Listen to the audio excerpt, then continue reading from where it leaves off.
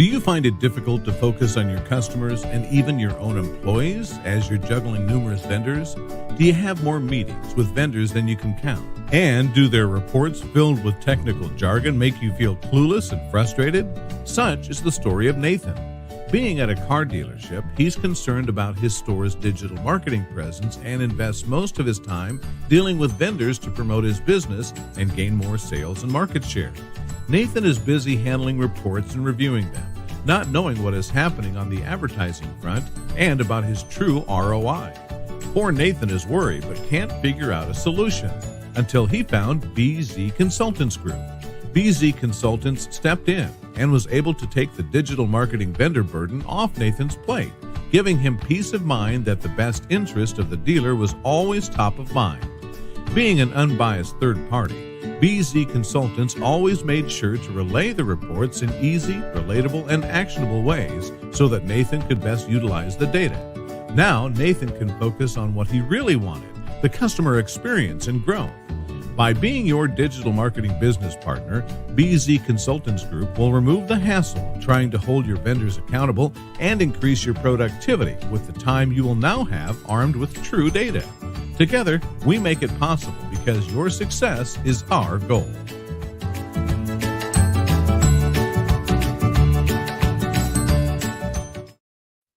Well, welcome into the Furniss fast lane of facts, not feelings. And Paul, we already have comments rolling in here. So we're going to get to these, then we're going to jump into the amazingness of just the episode that dropped yesterday. But first and foremost, Jordan, I know that you're asking if apparently you've got caps locks, so you're screaming if you're the first in live. But I have to point out that Peter beat you. Peter's comment came in at, let's see what time it came, just a little bit before noon. So he beat you just barely, just a little bit, Jordan. Sorry about that. But I so appreciate you and all your support. And Peter, yes, I'm going to agree with you and Russell and everyone else that commented prior to the show, even going live. It was last night or something like that. Just how excited we are to see this and hear this and to consume it. Because this is a very, very smart man we're talking with today. We got Russell rolling in here and saying, rock and roll, let's go, grow and learn and earn. Russell, it is so difficult for me to say that. Like, I'm already a fast talker, and then you throw a bunch of alliteration at me. I'm like, what the hell? I can't do this. We got Russell saying hello to myself, Peter, and Jordan, and I'm going to throw Paul in there as well. And Eric, so good to see you. So good to see you and connect with you. I so appreciate, once again, the support on that. He's saying he's also saying hello and ready to learn. We've got Russell saying hello to both of us. And Jordan goes, I'm just so happy right now, in all caps. So Jordan, we are happy to have you in here. In fact, it's been a little bit since you've been on a live show, so super stoked for that. And Russell says, I beat all of you, LOL. So we've got some awesome, awesome human beings right now they're chiming in here. Love them so much. I appreciate all your support. And Russell saying, you got it, Brooke. Well, thank you so much. Thank you. So we just had an incredible episode drop. And right before we came online, I was talking that I received so many like little notes, text messages, phone calls, whatever it may be, just saying, thank you so much for this episode. I was like, yeah, I just have a platform. I let really smart people that are smarter than me speak, and we all get to learn from them. So I'm going to tease that for a hot second because we got to get to some of these here. Jordan Cox, you have to get up early to meet me. You know what, Jeff, for once, you were not first, but happy birthday to you every single day because it's your birthday every single day there, Jeff. And Jay, hi, Jay. Good to see you, buddy. In fact, we recorded with Jay and his episode is dropping. Jay, I think it's like the 21st. I don't remember what day it is. I just know it's a little bit out here. So, all right, we've got through some of these comments now. I want to jump into this incredible episode that I had said yesterday on the Walk and Talk that sometimes the show is seen as digital marketing, or it's going to be something along those lines where we're a marketing show, or maybe it's a leadership show. Well, our industry is so robust. There's so many different things that we can learn from it and grow from it. As to quote Russell, is learn and grow and earn and learn. I think that's what I said. Right, and this one in particular, man, there's so many takeaways from that. And I'm going to set the stage here. Is when we started speaking about this show yesterday, you and I had mentioned, I saw a social post that someone had mentioned that, oh, how come no one's talking about this affordability issue, or cars are coming back on the lot that are, we're trying to get back in and we're 15 underwater. It's like, well, you might need to get into the other room because a lot of people have been talking about this, and it's great that person is now, but you and me and myself and others have definitely been talking about that. So with that, Jordan says happy birthday to Jeff, because it's your birthday every day. But I'm going to start with you, Paul. What was one of your main takeaways from the episode that just dropped?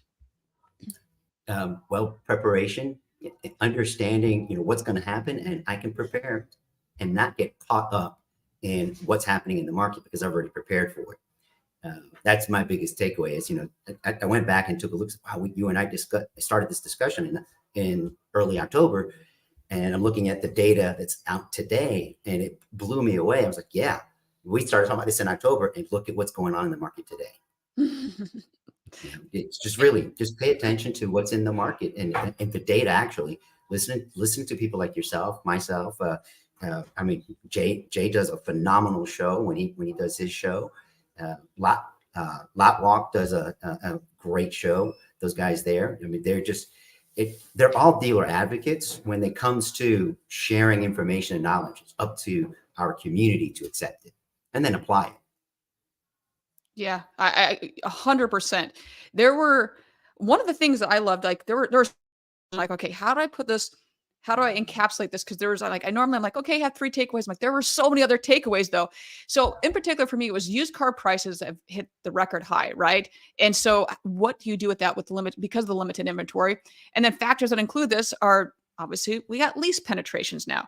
We've got lenders avoiding repossession. Like there are so many repossessions going on, and the shortage will likely persist for years. So you and I talked quite a bit about just that. I mean, I was talking to a dealership, and I can't remember if I said this in the episode or not, but just when the cars come in, when they're coming off lease, exactly what we were just talking about, how upside down they are. And I go, well, what was your thought process when you sold that car for $15,000 to $20,000 over a sticker? Now, if you're going to do that and you have a plan of mind, okay, if the market bears that, have at it. What's your plan when it comes back in? So I don't know if you want to go into that a little bit. Well, I haven't heard too many good plans for that. So they're SOL is what you're saying. Yeah, I haven't really heard any good plans. I know of a really strong group down in Central Florida. They refuse to get into that game, right? And so their strategy is we want to be able to trade this customer out, in 36 months, 42 months, and get them into another vehicle. We don't want to put ourselves in a position to find another consumer when we already got this person that we've already done business with 3 or 4 times prior. We don't want to hurt them now. We could, but we don't want them. We want to follow them through the rest of their life. Most stores that have that Carl Sewell Cadillac came up with the customer experience first, right? Treat the customer right, and you can resell that consumer and then family and friends over 30 times in that one customer's lifetime. That one customer is responsible for over 30 other potential opportunities. And every single dealer who did that marked up their stickers, destroyed 30 plus opportunities in that one consumer's lifetime. Because you're not the ripple effect of whether it's in our industry or any other industry, when you sell a product of some type of for the consumer, we need to focus on the repeat and referral business. We've talked about that so much. Anytime I say that, I immediately have Tully Williams' voice in my head. And then next to that is Steven Apicella saying, what are we doing to connect the disconnected? Like, so when you sell that vehicle, and yes, the market bearer, everything costs more. I mean, my Jordans cost more. If I wanted electronics, cost more. Bacon costs more. I'd always use the example of PlayStation or Xbox, though everything costs more. And things that people said would never go back to my Jordans. Nike came out and specifically said, we're not going to raise the price on X shoe. Guess what? They did.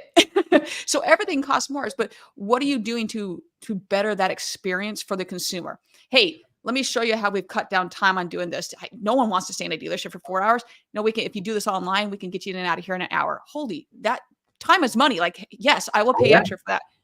Come on. It's so there was a lot of, for me, like going through and talking to dealerships and saying, okay, what's your game plan? If you choose X, what the result is now going to be Y? What are you doing with Y? Like it's such a big thing here real quickly. But we have a very pressing question from Brian Ortega and says, how upside down is Jeff Ravella? So Jeff, if you're still on right now, we need to know how upside down you are. Okay. So what was one of the other takeaways? Another good takeaway was understanding our local market dynamics, right? I follow the real estate industry because when I started my career early, late 89, I should say. And my mentor in the business said, how goes the real estate market, the retail industry for used and new car sales and used cars follows within 3 to 6 months afterwards. Article just was published yesterday that the average homeowner today lost over $122,000 in equity as of yesterday, right? Holy shnikes. So if they've already lost their equity, how does that relating to what's happening into the marketplace? Well, we just put out our at blackbook.com/insights. I highly encourage everyone in your audience, go to blackbook.com/insights and get our most recent market assessment that we put out there. It's pretty telling of what's happening on the wholesale side of the business. Like full-size cars had a 4% drop week over week in valuations. The overall industry has had a severe drop. And then on top of that, it's not just the used vehicle market. We're also seeing that in the specialty market and in the power sports market, a significant drop. When you see power sports start really bottoming out, that's a telling sign that people who have those toys are trying to sell those toys to get the money back, and now they can't get it. It's so, yeah. Sorry, I just saw Jordan's comment about Brian Ortega's silent walking is the upside down, upside down world. So if you didn't see the post from Brian and Valley High, this is going to make absolutely no sense to you whatsoever. Go check out that post. And now that's why, like, I'm talking to you, I'm like, and I can't hold in the laughter right now. So I guess he corrected it, said Brian Ortega's silent walking is the new upside down. I want to go back to Peter Smith's comment here, is that could not agree more, Paul. Carl Sewell is right. 30 ops over MSRP, boom. They're gone for a large GP. Yes, yes. And they're not coming back. I mean, I've told the story before, is that during the pandemic is the first time that I went and got my mani-pedi. And now I've been going there forever. They treated me well. I'm very, very loyal as a human being in particular, especially myself. So I go in knowing, hey, this is going to cost more. I know it's going to cost more. I walk in and they're like, hey, just to let you know, our prices have increased. I go, no, I'm totally fine. And they then went on to list all the different reasons of how they've improved everything. I was like, oh, like, not that there was a question whether I was going to go, but if I just went in and a very, very low customer, like I've been going to them for years, and they just said, we're going to charge you X% more and you're just going to deal with it. Have fun with that. No, they took the time to explain it. So to me, that's a really, really big one. We've got Wayne, and Wayne, I'm going to use your line that you sent me on LinkedIn about Wayne, Merry Christmas. We're going to go with that right now. This is why you see furniture's closing. Thank you. The toys are the first to go. And it is crazy to see. And I'm gonna tee this up for you about the article that we shared, just because it was like mind blowing there. But it is like so much, even in our household, like I look back at the year prior of the Jordans I bought versus this year. I'm like, we need to tone that down a little bit because everything costs more.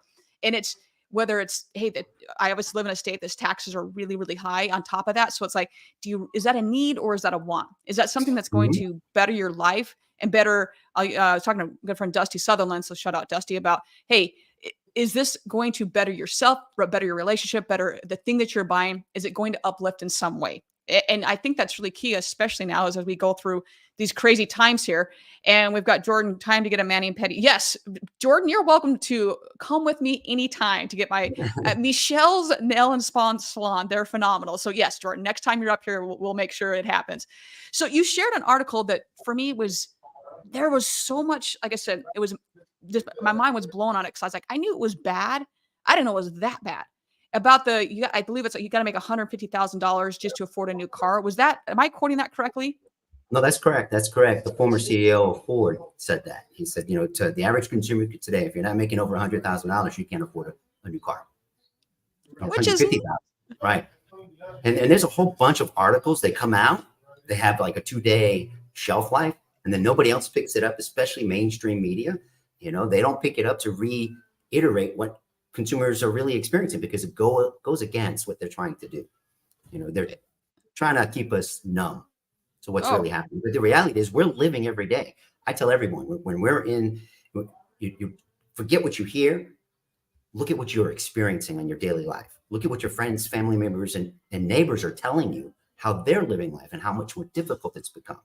I shared with you a statistic. I think it was can't remember the gentleman's name, but he found a basket of goods from pre-pandemic, and the same basket of goods right now are costing over $700 more a month for the same basket of goods, but you're not getting anything extra for it.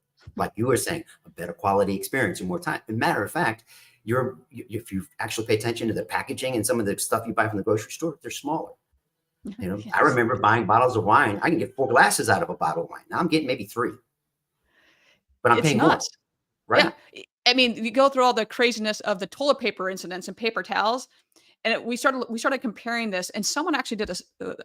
Someone has way too much time on their hands. I want to be very upfront about that part. This next part is they went through and counted the squares on the toilet paper roll, and it didn't align.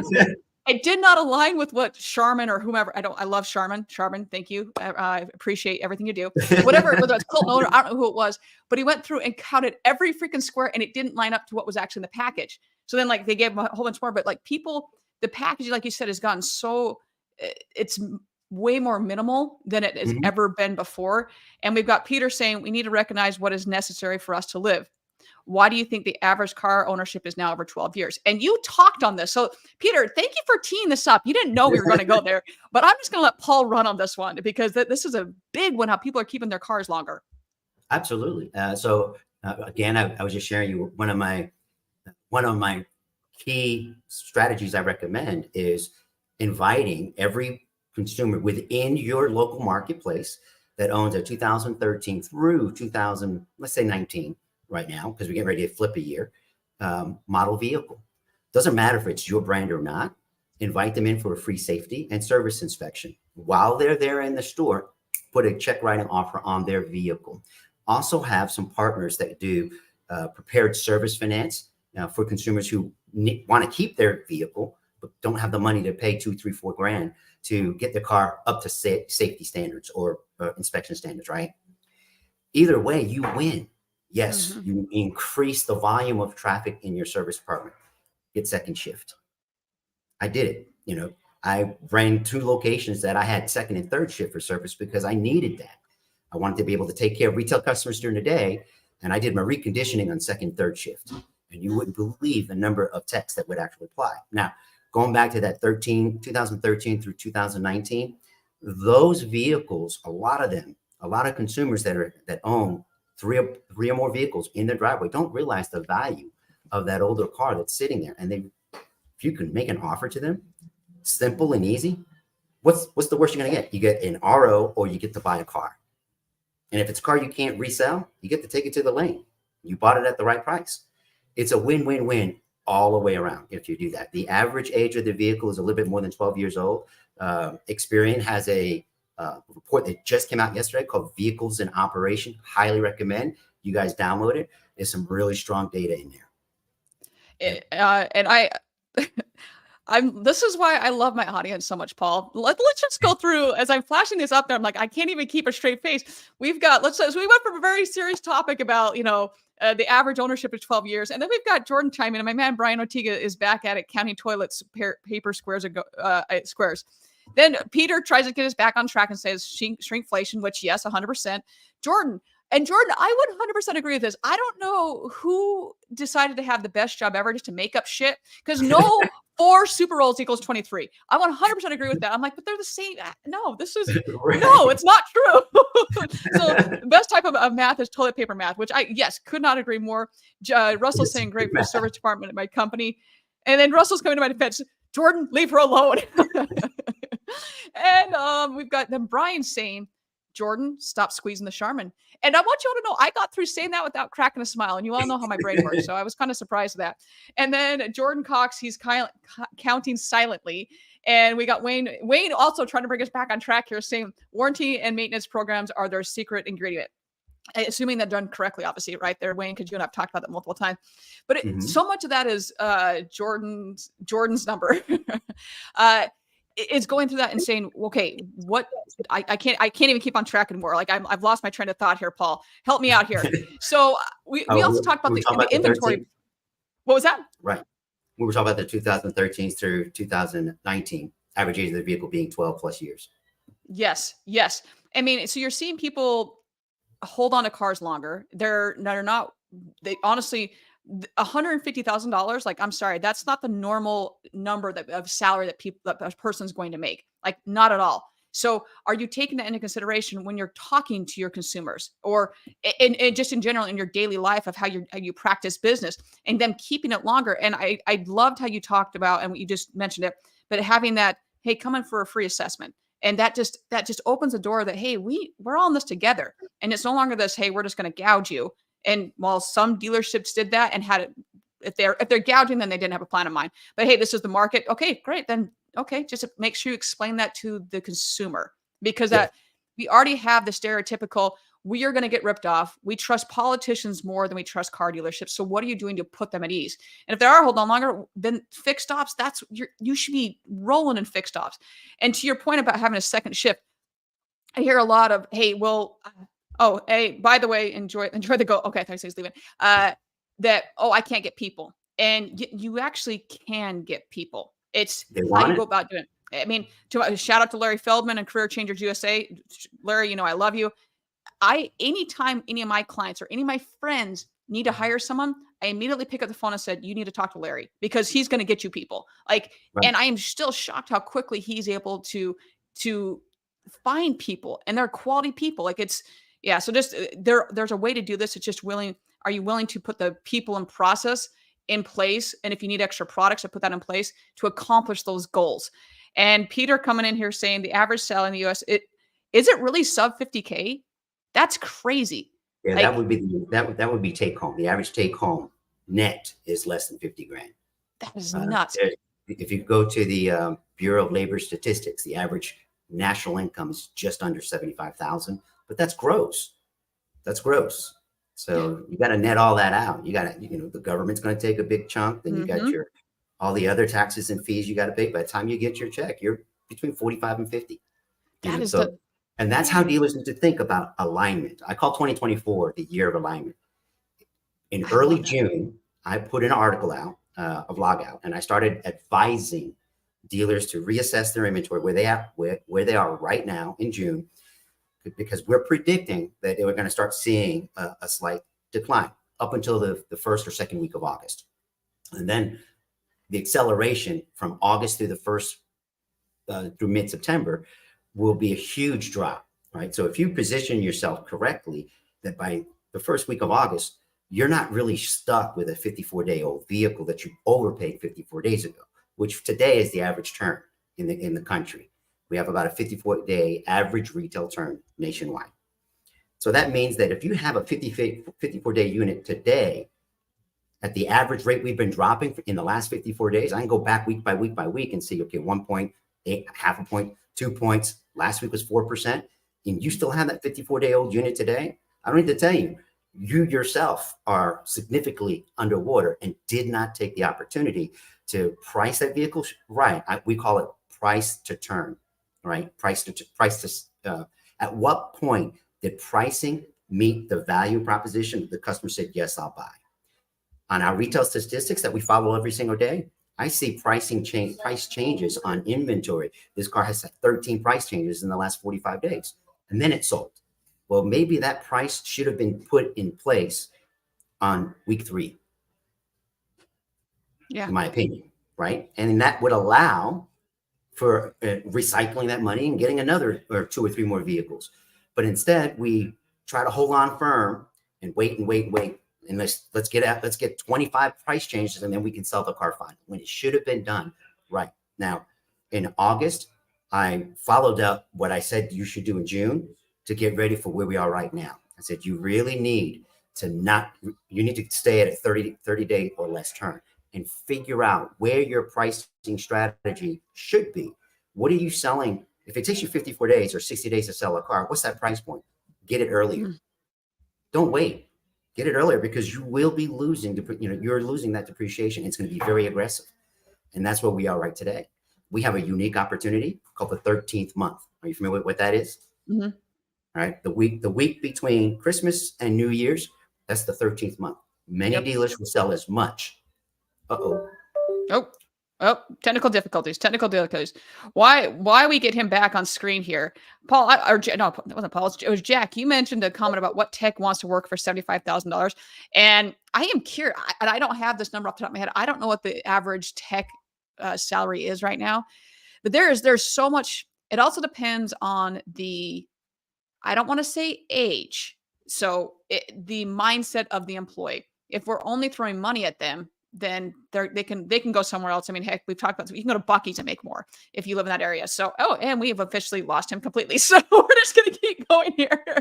Is that, I mean, there's people who can make money anywhere. So what do we have to offer that's better than anybody else? And we've got him back on stage here. Oh, he's back. He's back. I am so sorry about that. No, you're fine. It's the joys of going live, man. So I was just mentioning on Jack's comment here about what tech wants to work for $75,000. And I don't have the numbers off the top of my head of what the average salaries for techs right now. If you do, that'd be great. But if you don't, like I was just saying, we're in a world right now that people can make money where they want to. If they go to, I'm going to repeat myself, but going to Buc-ee's and making, starting wage is like $100,000, then I can go there and work, or I can go work at blah, blah. So what do we have to offer at our location that supersedes or surpasses? There we go. I don't think I used that word correctly. The salary, because do I actually care about my employees? Am I looking into their why? Do we offer 401k? Is it actually a good one? Is the health insurance astronomically? And we're going to say we have it, but really the health insurance sucks. I mean, you look at some of these incredible dealerships out there, whether it's be the Beaver Toyotas, you got, there's so many great dealerships out there. I could list them all, but it'd take too long. So what are we offering that says, hey, what about this? And I want to get to Jordan's comment here. The dealer principal always loves their bonus from the 13-month statement. Yes, they do. Yes. And it's a great time for them to lean out their inventory. Lean it out. Because if they can lean it out completely and be ready for the Q1 and Q2 of next year, which is where I think that we'll start to really feel a lot of those repossessions and a market dynamic shift where we're going to see an even more drastic downturn in our economy as far as valuations go. I mean, if they're ready now, and that's what I say, read the tea leaves, right? Read the data so you can prepare. So when it hits, you're not scratching your head and say, crap, in February, going into March, you've got a 54-day-old unit that you overpaid today. Man, that's and Peter came in here saving my ass here about NADA workforce study. B-Tech is 64,580, which that's great. I mean, but to the point of not enough to buy a new car. I mean, I remember when I moved to Chicago and there was no price adjustment. I was working for a company and there was no price adjustment. If you lived in Chicago, and I lived downtown Chicago, if you live in Chicago, it's not cheap, let alone you got to pay for park. I mean, all those little things that, you pay $700 in parking. I think it was like $400. But that being said, if I lived in Chicago versus I lived in Montana or Idaho or Utah or North Dakota, there was no price adjustment. And then, God, this was 15 years ago, something like that. But I just go, how is there no price adjustment? And we're nowhere near where we are now. So knowing that this is the B-Tech right now is that, hold up, Wayne is coming in here and saying that BMW service technician salary ranges for $125,000. Master automotive tech salary ranges from $62,000 to $90,000. Wayne, thank you for that. That is, hello. Maybe I need to change what I'm doing. I mean, I love what I do, but that is nuts. So wow. But it is now the question you got to ask is what is their average return rate? Yes. And so I'm going to bring up Russell's comment here. What a tech gets paid for involves many different variables, and it does. So to both of your point is, what are they doing? Like, they should be doing in a perfect scenario. There's a lot of different things. And without them, we need them. We so need all the aspects of our dealership and our business, but that one in particular, and that is so vital because that is your repeat referral business. If that car just sits up on the rack forever and never gets done, who gets blamed? I mean, you're losing and burning through money. So Jack, yes, 100%. And then Wayne is saying with Saturday, and that's the other thing with Saturday and Sunday is I'm seeing so many businesses do this where they're going to go, hey, you only work 8 hours a day, nothing more than that, and you have it's Monday through Friday, not Saturday and Sunday. So the kind of is going back to what do we have to offer that's better than anybody else? So that's right. Well, talk about the technicians. The opportunity to actually improve your service revenue is by going after that 2013, 2019 market to help those people keep those on the road or try to trade them out. But more importantly, our retail listings data tells us that the share of retail listed used inventory nationwide tilted more towards franchise, about 52% now, and the others is on the independent dealership lots. So we have an opportunity on the dealership side to improve the quality of the offering over and above what everyone else is out there. So if it costs an extra $200 to repair a sunroof, but you can ask $500 more for it, it might be worth considering to do that. Or if you buy a 2013 and the engine's good, transmission's good, all the safety features work, but the sunroof doesn't work, and let's say the rear windows don't, but you can guarantee that they're sealed, and you can put a kind of a certification on that and say, hey, we did this, this, and this, but we didn't fix the sunroof. We made sure it's tight and it doesn't leak, and we didn't fix the rear windows. We make sure it's tight and doesn't leak. Because when that happens, you have that full disclosure up front when the consumer's buying. That's a car they can afford, and they're not caring about the sunroof or the rear windows. They want to be able to buy that car to drive. And maybe 7 months to a year later, they can come back and trade that vehicle back in and buy another new car. But it all starts with understanding your market and what inventory is there. So again, let's talk about the retail market insights that these guys will really appreciate. I talked about affordability, right? What's the average price for a car today? I went into my retail market insights to get an idea of what the average, how many vehicles in the US are sub $22,000. And then a buddy of mine, because I was talking to him about it, he says, hey, dude, I just did this with CarMax and Carvana. Drive Time, sorry. CarMax sub $22,000 price range is closer to 30% of their inventory. So they've made a huge shift, realigning their inventory to get ready for what's coming. Drive Time, almost 60% of their inventory is sub $20,000 now. Jeez. And they're working to get into alignment. And I shared with you the report from Experian about the financial side of the business. Yeah. In that report, it says older model vehicles, less advanced, less term, payments are a little bit higher, but that category is more people are financing and buying that kind of inventory. It's affordable, right? Mm-hmm. And if you take a look, I challenge anyone here, walk your lot. If you don't have 30+% of your inventory sub $22,000, you will miss the market next year. And I'll say that, and it's when you say walk the lot, a lot of people think that is going to be a physical walk. And yes, that is a very good thing to do. And you should be doing that. That's just a part of, please, for the love, do a digital walk as well. Looking and saying, wait, I live in Chicago and I'm showing palm trees behind my vehicles. Oh, the price for this, I haven't updated the price in a month. The market is changing so quickly. Like, you got to be looking at this a whole lot more and way more frequently than once a month. Or I'm going through and I've got prices, one price on one side. I got another price on another side. I have another price on another side. As long as the consumer happens to figure out which, cup is behind which price, if they get the lowest one, they got to be on the right. They got to be on the right site. Okay. That's right.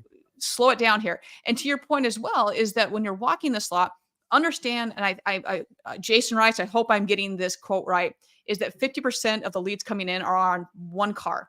One car. Probably. That means I agree the other with 50% aren't, the other 50% of your inventory isn't even getting any type of lead, or I hate the word lead, but any type of opportunity on it.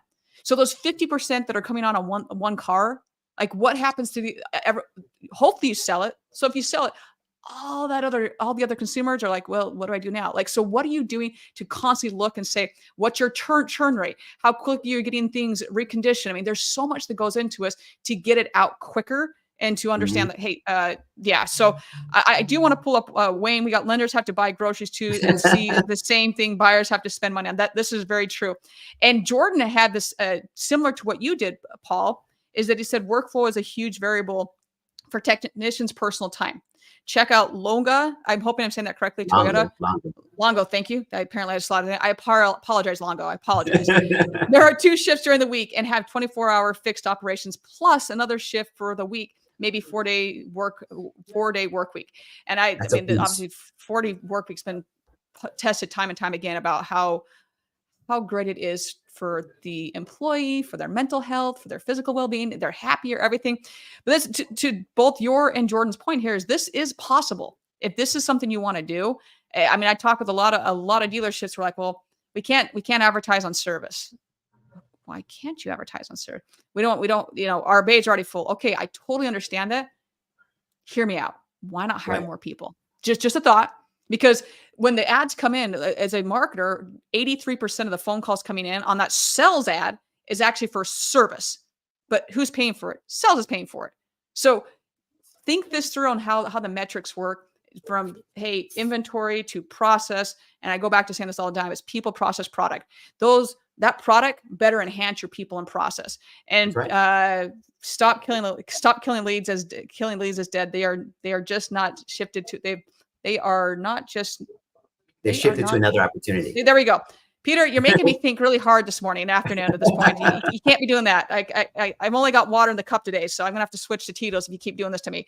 But yes, it's 100% true on all of that. There was another, I thought we talked about this, about the service, what the cost of service repair is now, and how, didn't we talk about this? I believe we did. Yep. It's gone up. It's very expensive. Yeah. It's more so. I mean, I'm here now. We got a basic maintenance coming up, and we expect that to be close to $100 before we're even done. I have the opportunity to go to a quick Jiffy Lube and maybe get it done for $50-$60, but I'd rather get it done, take care of my local dealer, who I want them to take care of me when I come back again. Yes. And I'm going to go back to, we got Russell saying here, damn right. And Russell, what I have not told you this, but one of the reels that we did, like a little short reel that we did, it was about the discount tire one. And that reel just like blew up. And it was interesting to see the comments come through, because you hear the word discount tire and multiple comments came through about, I will never, ever shop. And once again, I don't, and to Wayne's point, cheaper than a new car payment. True. But it was just interesting to see these people that I don't know if they're in the car industry or not, just saying that is not cheaper. It is not, they say discounted. There's nothing discounted about it. So I had some very lively conversations on that reel in particular. People are saying, well, no, that's not the case.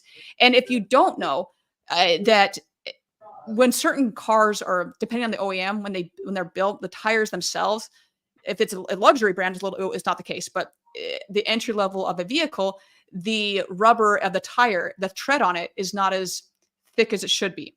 And so they get to the bare minimum versus, like, I'm just going to throw out Mercedes or something like that there's going to be what they need to be plus more. So now you go to, and I'm not calling out discount tire, I'm just saying places like that.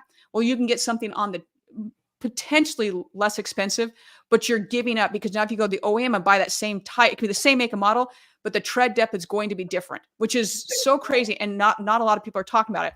And I think I may have we sparked a chord here a little bit. We've got Jack saying there's more to price and selling what's on your lot. Show me a dealership that really cares about consumer, explain the cost of insurance and what's associated with maintenance, cost, and sell. Do you coach your consumer to retain the loyalty? Amen. Thank you, Jack. Thank you. And Russell, okay, yeah, you saw it. Fantastic. Kudos to you on that. Well, no, dude, it was all you. Thank you. That and my incredible editing team that I have nothing to do with. I just pay them to make me look really good. Eric saying, Paul, I love how you stated you need for service and how you feel. Very helpful. And Wayne is, did you want the new car sent for $12 discount tire? Right. Like, I don't know if I've ever stepped foot in one, but this is going back years and years ago. My brother and I had a company for body shops, and Mike Anderson, who is really, really big in body shops and what have you. And we had this whole discussion about how many places, if they're not buying the product that's OEM, that's from the dealership, they're getting cheated on. I was just like, holy crap. It's like, I know this stuff. I'm never going to buy this car. I'm never going to buy tires from here, because you're not getting what you think you're going to get. You're giving up something without even knowing it. So yeah, I spoke for a long time there. So yeah, keep talking here. So one thing that the audience has been bringing up is about the service and the cycle, right? If we know that a dealer needs to go older in category to find the more affordable inventory, that also means that the time to repair and recon that vehicle is going to take longer. And if they don't consider second shift, their number one service customer is not coming through the front door. They sit in the showroom buying and selling and appraising cars and going to the auctions. It's the used car manager. That's their number one service customer. How will they balance if they've got the increase of inventory that requires more time and requires more effort to get frontline ready. And their number one customer, they can't shun that guy or gal. They really need to consider, I know that this is happening. The data shows it. The inventory shows it. The availability of what's returning in the marketplace, that every dealer needs to reconsider what they're doing, because they will not have the availability of 0 to 5-year-old inventory that can be affordable. So you got to go over it. Yep. Yeah. There's so much to unpack. One of the other things that we discussed was I just lost my train of thought here for a second. Buying centers. Like, once again, there's some awesome people that are doing this, and they're doing it so well. You all know who you are. Once again, I'm not going to list you all because you're awesome. But we talked about that as like, okay, so what are you actually doing from a trade-in? Are you buying directly from consumers? And you talked about the service ROs, but that one's another big one. Is then when I look at pages and it's like, sell your car, and it's like, okay, give me my and it's landing them on a trade-in page. Okay, you've just lost the customer. Same thing. If you truly are a buying center and someone asks, do not try to sell them. Like, their first thing is like, great, you want to sell us a car? Great, no problem. Here you go. Because if you're saying that and then your actions prove otherwise, you've not only lost that customer, they're not coming back either. They're not going to refer you. They're going to make damn sure that they make their voices heard about what you did. So unfortunately, it's the world we're in, where the bad news gets broadcasted ad nauseum versus the good news in every aspect of our society. But really understand, if you're going to do that buying center, that is the end all be all. Like, this is, we're going to buy a car. If they happen to say, oh yeah, I'm looking at this. Okay, great. But just approach that with, I guess, a lot of sensitivity. So you have to be very careful, right? Yes. Are there any other takeaways that we're missing here? I think we covered a lot of them, but is there anything else that we need to discuss here? We did cover a lot. I mean, really, you asked me a question, when do we see this changing? And I was just requested before the call by one of my clients, wanted to understand what the 2024 used vehicle market would look like. And if I had a prediction, I said, I don't need a prediction. I could go back and take a look what was sold in the last 3 years new. And I could tell you what the 0 to 3-year-old new car inventory availability, used car vehicle inventory would look like. And I can tell you that majority of those vehicles, 0 to 3, massive negative equity, were many times sold for 72 plus months and over sticker, right? And that's new. Now take a look at every 3 to 4-year-old vehicle that was sold during the same time frame. Same thing. They were sold for more than brand new and for longer terms than brand new. So we're looking at the next 3 years of inventory that we can't trade for, we can't get out of. We have to wait for them to go through a cycle where they get written down. That write down. And everybody is trying to avoid writing down their inventory. Eventually, something has to happen. They have to write it down so that rebalance is right. Kind of like how the lenders right now have the highest amount of unrealized losses. They're all coming out and saying it now. You got Wells Fargo, JP Morgan Chase, Bank of America saying we've got hundreds of millions of dollars, if not billions, in unrealized losses. Well, translation is the same thing. If a dealer doesn't do an inventory walk and a water analysis and recognize what their unrealized losses are sitting on the lot. What do they need to do to move it?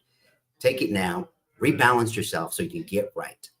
And that's what we need to be doing, because the opportunity for us next year is a subprime boom. We're going to have a huge subprime boom. I've been saying for a bit, we're going to turn into Clash for Clunkers again, because that's what we've been doing. I was just like, we'll see what happens, but I can definitely see a similar instance happening. And I want to end on that one, just because that 100% encapsulated everything we've been talking about. So I just thank you so much for adding that last bit there. If you don't know Paul, get connected with him. I've thrown this up here a couple times, but you've got his link here. He just Paul Machin, but I know it looks differently than it's spelled. That's like Furniss, and I get called Furnass or Furniss. Like the heater, just spelled differently. He's on LinkedIn everywhere. He's got awesome blogs. Go check him out. If you anything like that, if you got questions like, hey, I just don't know. Look at the end of closed secondaries. Yes. Yep. Look at the trend. I can't speak. I can't read. But he is such a smart individual. Like I said, he works for Black Book here and has been in the game for a while. So any questions you have, he is willing to help. Like I said, he does these vlogs, he does blogs, he does everything in between. So definitely hit up this man. And Paul, thank you so much for not only Thank you, sharing Brooke. your time. Oh, seriously, it's my pleasure to enlighten us all. Like, this was such a insanely needed topic tonight, that to go through this, and especially in our time period where we are right now, where there's a lot of uncertainty, and what are we doing with that, and having that roadmap. So I just so appreciate you being a part of this. So thank you so much. I look And forward with to that, another one. what was that? I look forward to doing another one. Yes, for sure, man, for sure. All right, with that, everyone, you know the drill at this point. Find a way to serve today. Find a way to help out a friend, a colleague, even a family member. Sometimes we don't like our family members, but help them out somehow. It'll make you feel better. But with additionally to that, as that December 15th, we have the Ladies Take Control, and apparently this graphic isn't big enough here, but Katie Mayers's conference here is on the December 15th. Check it out. If you don't already have tickets, snag them up. They're $50. If you need I've got 25% off coupons like crazy. So here's the coupon. It's Take Control 20 to get 25% off. And you're going to go to ladiestakecontrol.com. Myself and some incredible human beings are going to be speaking at that. So definitely check it out. And with that, everyone, we're going to get out of here. And just like I said, find a way to serve, do some good in the world today, be the joy in someone's light today. With that, everyone, we will see everybody next week.